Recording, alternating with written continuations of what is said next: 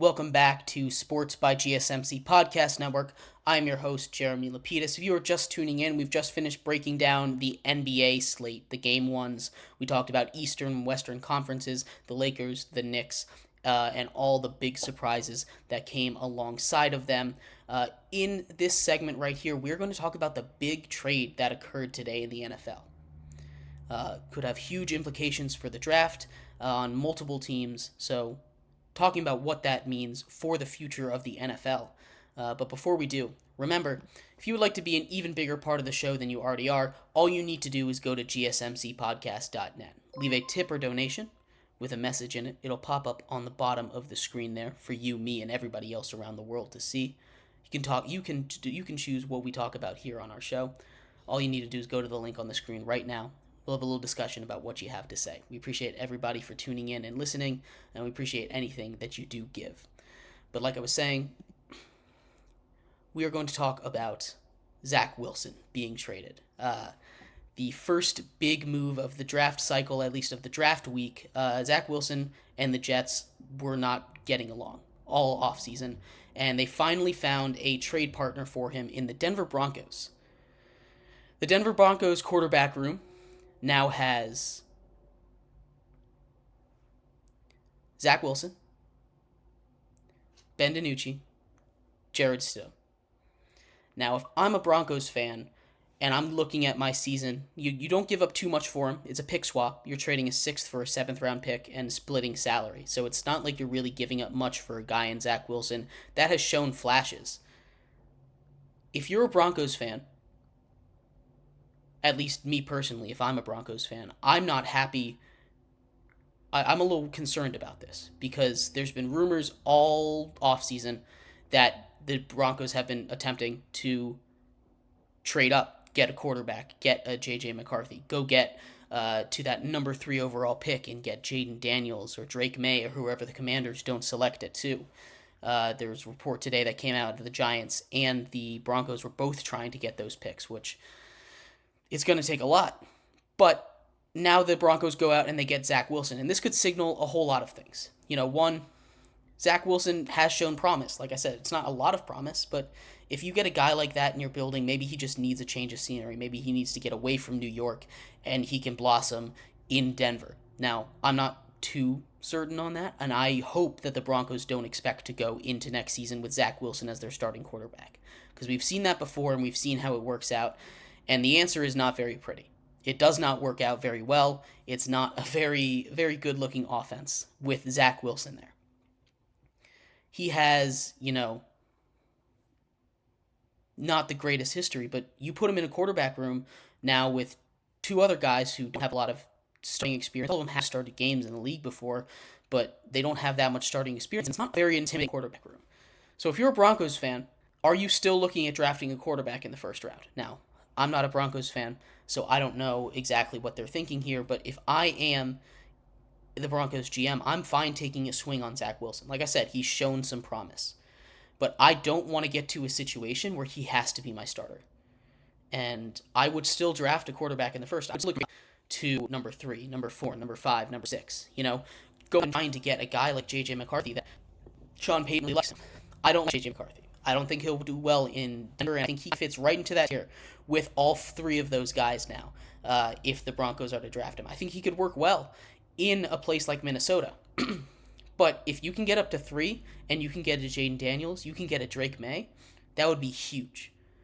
And if I'm the Broncos, even though I now have Zach Wilson, I'm treating him as a backup. I'm not happy with any 3 of those guys coming in and being my starter. As much as I love Ben DiNucci, JMU grad, represent the Dukes here, he's not a guy that I want to be my NFL starting quarterback heading into the season.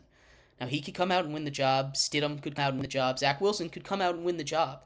But if I'm looking at that quarterback competition and I'm the Broncos, you just a couple seasons ago felt like you were a quarterback away. You go out and you get Russell Wilson and it all falls apart. It is a shame. You don't want to be stuck in that cycle that the Broncos have been in trying to find a quarterback since Peyton Manning left.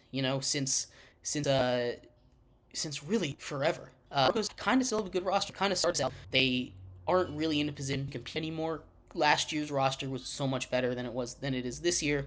But the draft is right around the corner, and I'm very interested to see what the Broncos do now that they have traded for another quarterback. I don't know if this means that they're withdrawing from the J.J. McCarthy sweepstakes, feeling like, hey, we're not getting him unless we trade up, and I don't know if they want to trade up. There's lots of different other options. You can still go get a guy like Bo Nix later on in like the second round or the third round. Maybe Michael Penix falls to the second round. I've heard people saying that maybe 6 quarterbacks go in this draft. I want to caution against quarterbacks going because with Zach Wilson being traded, there is now only one quarterback from the 2021 draft that is still on the original team. 2021 is not that long ago, and you look at the quarterback conversations they're very similar. You have that top-tier, top-of-the-class guy in Trevor Lawrence, Caleb Williams, and then you have the rest of these guys, They're getting hype, and it's not the exact same. I think this class is slightly better. Just now on the Steelers. Mac Jones now on the Jets, backing up Trevor Lawrence. Zach Wilson on the Broncos. On the on the Cowboys. This quarterback class that was prophesized to be one of the best quarterback classes in quite some time has fallen apart. So I just want to take that class, and when we're looking at this class, as a word of caution, saying, hey, this is this doesn't mean we don't know how to evaluate quarterbacks. We don't. If someone knew how to evaluate quarterbacks 100% of the time, they would be a bajillionaire. Some NFL team would pay them all of the money, and good for that person. But nobody knows how to evaluate quarterbacks 100% of the time. There's ways you can look for it, but we don't want to sit here and be 100% in this class. There's been rumors, like I said, tweeting out today from NFL Network folks saying, right now I think 6 quarterbacks are going in the first round, and I think that's way too many. Way too many. That means you're getting down to a guy like Spencer Rattler. You're getting your top 3 guys. You're getting J.J. McCarthy, you're getting Bo Nix, you're getting Michael Penix, and then after the first round, there's just Spencer Rattler left. There's no reason why most of those guys should go in the first round. Now, I understand if you want to take a gamble on a late first round on one of them, but it doesn't make a lot of sense. It's not good. Quarterbacks are a premium. There's a lot of quarterback teams out there, and not quarterbacks in this draft to really go grab. It's going to be a really interesting quarterback draft because any number of things could happen. It could be a wild trade fest, especially in the top 10 with all this quarterback talent and all this rumored quarterback talent going in the first round. So I'm very, very curious to see exactly how this goes in the draft. I think the Jets just needed to get rid of Zach Wilson, and they were able to get any value. I'm surprised that he didn't just go to waivers, but you're just moving up 30 spots in the draft and getting rid of Zach Wilson. Good trade on both sides. You're not giving up anything for Zach Wilson if you're the Broncos, and like I said, he's shown some flashes, he's shown some potential, so it's not out of the question that he could maybe. But yeah, stick around. Coming up in our 4th and final segment, we are going to transition out of the NFL, move into baseball, talk a little bit about a rookie pitcher that has been tearing the league up against some of the best opponents in the league, and some other pitching staffs that have just been on fire recently. So stick around. We'll be right back on Sports by GSMC Podcast Network.